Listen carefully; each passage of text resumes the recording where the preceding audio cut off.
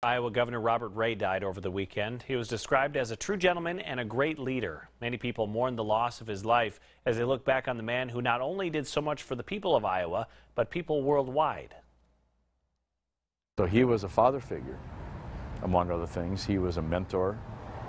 He was a good friend who I could talk to on matters, or he could be helpful to me in a personal way. David Oman was on Governor Ray's chief of staff when he was in office. His word was good, he was trusted, and when he said something had to be done, generally they gave him the benefit of the doubt. But he was always willing to negotiate. Oman saw firsthand the impact Governor Ray had on Iowa.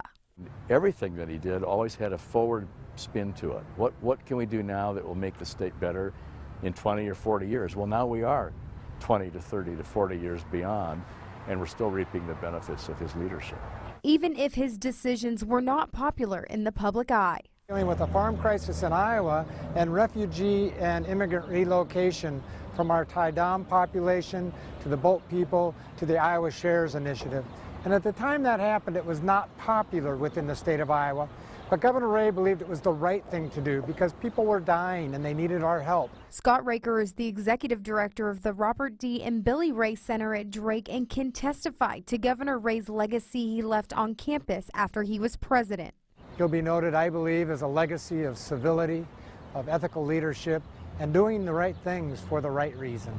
Governor Ray knew how to work with everyone. He understood that this state's basically 1/3 R, 1/3 D, 1/3 independent, and nobody can dictate. Governor Ray opened the eyes of many.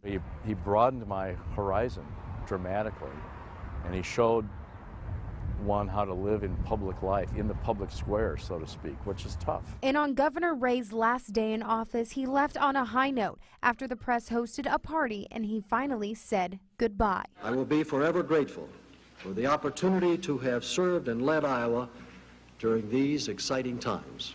But for now, let me just simply say thank you again and goodbye.